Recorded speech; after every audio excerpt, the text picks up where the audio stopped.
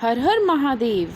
तो आज हम पूजा करने जा रहे हैं शमी के पौधे के नीचे शिवलिंग की। और शमी के पौधे के नीचे शिवलिंग की विशेष महत्वता है। शिवलिंग की पूजा शमी के पेड़ के नीचे, बेलपत्री के पेड़ के नीचे करना बहुत ही ज़्यादा शुभ माना जाता है। हमारे नवग्रह में से जो एक ग्रह आता है शनि, यानी कि शनि ग्रह को शमी का पेड़ से रिलेटेड माना गया है। अगर किसी की शनि की महादशा चल रही है या शनि ग्रह उसको बुरा प्रभाव दे रहा है तो वो शमी के पत्ते भोले बाबा पे अर्पण करें और शमी का पौधा शनिवार के दिन अपने घर में टेरेस पे ज़रूर लगाएं। अब कई लोग ये सोचते होंगे कि शमी का जो पौधा होता है वो कांटे वाला पौधा होता है, उसको घर में लगाना अशुभ माना जाता है, तो आप उसे घर पे नहीं लगाएं, आप उसको टेरेस पे लगाएं, टेरेस खुली जगह पे। इसी तरीके से बेलपत्र का जो पौधा होता है, कांटे तो उसमें भी होते हैं, तो एक तरीके से वो भी जंगली ही पौधा है, लेकिन उसको हम टेरेस में लगा सकते हैं, इसका कोई दोष आपको लगेगा नहीं। तो ये था, मैं शमी के पौधे के नीचे शिवलिंग पूजा कर रही थी। और जिस किसी की शनि की महादशा बुरी जा रही हो, शनि के दुष्ट प्रभाव मिल रहे हों, तो ऐसा इंसान शनिवार के दिन यानी शमी के पौधे के नीचे शाम को एक दीपक प्रज्वलित करे और शनि महाराज से आशीर्वाद मांगे कि उसको शनि की महादशा बुरा फल ना दे और शनि के कोई दुष्ट प्रभाव ना मिले। तो ये एक। और अगर आप चाहें तो शिवलिंग को बेलपत्र के पौधे के नीचे भी रख सकते हैं, लेकिन वैसे बोला जाता है कि शिवलिंग को घर के अंदर रखना चाहिए। लेकिन मैं आपको सभी को सिर्फ एक बात यही कहना चाहूँगी कि आप शमी के पौधे के नीचे और बेलपत्र के पौधे के नीचे जो पार्थिव शिवलिंग होता है उसको बनाइए और उनको विसर्जित कर दिए, उसका कोई दोष नहीं लगता है हमें। बाकी शिवलिंग को तो आपके घर के अंदर ही रखना चाहिए। और शिवलिंग जो घर के अंदर रखी जाती है वो ठोस शिवलिंग रखी जाती है।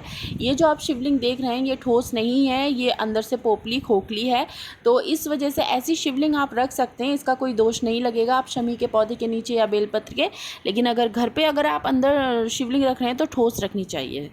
तो आज हम, ये सावन का सोमवार चल रहा है, सावन के बहुत ज़्यादा हवाएं चल रही हैं और ये मौसम भी काफ़ी सुहाना हो गया है। तो ऐसे मौसम में आप देख सकते हैं कितने हवा चल रही हैं। तो इसमें हमने सोचा कि शिव जी की पूजा की जाए।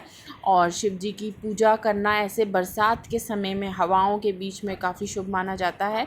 तो मैंने साथ के साथ वीडियो भी बना ली जिससे आप सभी के साथ शेयर कर सकूं कि कईयों को ये नहीं पता होता है शमी का पौधा। आजकल यूट्यूब में आजकल बहुत ज़्यादा कन्फ्यूज़न है लोगों के बीच में कि उन्हें ये नहीं पता कि जो ये पौधा है शमी का, ये कौन सा पौधा। आजकल शमी के पौधे में भी काफ़ी नकली वैरायटी आने लग गई है और उन लोगों को ये नहीं पता कि कौन सा वाला असली है शमी का पौधा, कौन सा नकली है।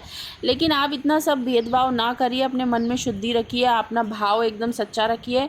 शमी का पौधे दो तरह के आने लग गए हैं मार्केट में, एक थोड़ा वैसा वाला, एक के फ्लावर थोड़े वाइट कलर के समथिंग होते हैं। और इसमें जो आप ये शमी का पौधा देख रहे हैं, ये शमी के पौधे में जो फ्लावर्स आते हैं वो येलो एंड पिंक कलर के दोनों मिक्सचर होते हैं, जो कि आपको नज़र भी आ रहे होंगे। थोड़े थोड़े इसके फ्लावर्स इस समय काफ़ी अच्छे से ब्लूम हो रहे हैं क्योंकि ये बरसात के समय में ही इसके फ्लावर्स बहुत अच्छे से आते हैं। तो फ्रेंड्स, ये है शमी का पौधा और इसके नीचे शिवलिंग जी को मैंने विराजमान कर रखा है। और इसके पत्ते अगर आप रोज़ चढ़ाते हैं शिवलिंग पे तो काफ़ी शुभ रहता है। आप रोज़ भी चढ़ा सकते हैं, हो सके तो आप सोमवार को ही चढ़ाइए शिवलिंग पे। तो दुर्वा का प्रयोग काफ़ी पूजाओं में भी किया जाता है। बिना दुर्वा के पूजा सफल नहीं होती है क्योंकि शुरुआत में गणपति जी की ही पूजा की जाती है। हर पूजा में सबसे पहले गणपति जी की, और गणपति जी को दुर्वा बहुत प्रिय है। तो गणेश चतुर्थी में भी दुर्वा के बिना पूजा अधूरी मानी जाती है। तो दुर्वा तो लगाना मस्ट कंपलसरी है। आप अपने टेरेस गार्डन में या कोई भी गार्डन में दुर्वा अवश्य लगाएं। और दुर्वा लगाना कोई इतना कठिन भी नहीं होता है, कहीं से भी आपको दुर्वा मिल जाती है, बस एक बार ला के लगाइए और वो अपने आप फैल जाती है आपके गार्डन में। तो ये है फ्रेंड्स। और हमने गुलाब के पत्तों से शिव जी पे चढ़ा दिया है, गुलाब के पत्ते अर्पित कर दिए हैं। शिव जी को सफ़ेद पुष्प बहुत प्रिय होते हैं और शमी के पुष्प बहुत प्रिय होते हैं, आप अर्पण कर सकते हैं। धतूरे के पुष्प बहुत अर्पण होते हैं, लेकिन इस समय धतूरे के पुष्प आ नहीं रहे हैं, सीज़न नहीं है थोड़ा। और अकउए के पौधा अगर आपके टेरेस में लगा है, जैसे कि आप देख सकते हैं पीछे अकउए का लगा है, तो इसका भी आप मदार का पुष्प भी शिव जी पर अर्पण कर सकते हैं, धतूरा अर्पण कर सकते हैं। जो भी चीज़ आपके पास अवेलेबल है वो चीज़ आप अर्पण कर सकते हैं। और ये देख सकते हैं कितनी सुहावनी हवा चल रही है और इस सुहावनी हवा में हम शिव जी की पूजन कर रहे हैं और शिव जी कितने सुंदर लग रहे हैं और हवा चल रही है। तो कुछ इस तरीके से अब हमने दीप प्रज्वलित कर दिया। दीप प्रज्वलित करने में बहुत ही ज़्यादा आप समय लगता है, क्योंकि इस समय हवा चल रही होती है और दीप बार बार बुझता है। तो ऐसे में आप दीप को जलाते समय कुछ ऐसा बंदोबस्त करके रखिए, उसके साइड में कुछ ऐसा रख दीजिए जिससे कि वो बुझे ना, और या फिर उसके आजकल मार्केट में होल्डर्स आते हैं, तो आप इस तरीके से रखिए कि दीप बुझे ना। ठीक है फ्रेंड्स। तो घर के अंदर तो सभी पूजा करते हैं, लेकिन घर के टेरेस पे अगर आप खुली हवा में शिव जी की पूजन करते हैं तो एक दीप प्रज्वलित करने में थोड़ी दिक्कत आती है। तो ये सब तो आप अपने हिसाब से देख लीजिएगा फ्रेंड्स। और बाकी हम शिव जी की पूजा में बात कर रहे थे, शिव जी को हम किस तरीके से प्रसन्न कर सकते हैं। शिव जी को आप अक्षत चढ़ाइए, बेलपत्र चढ़ाइए और काले तिल चढ़ाइए।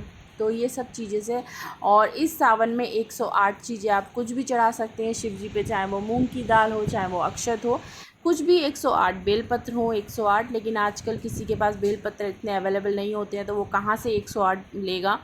तो आप कोई भी ऐसी छोटी सी चीज़ शिव जी पर अर्पण कर सकते हैं 108, और मंत्र जाप करते हुए उन पर चढ़ाते जाइए। ओम नमः शिवाय, ओम नमः शिवाय, या फिर श्री शिवाय नमस्तुभ्यम, श्री शिवाय नमस्तुभ्यम बोल करके आप एक एक दाना शिव जी पे अर्पण कर सकते हैं।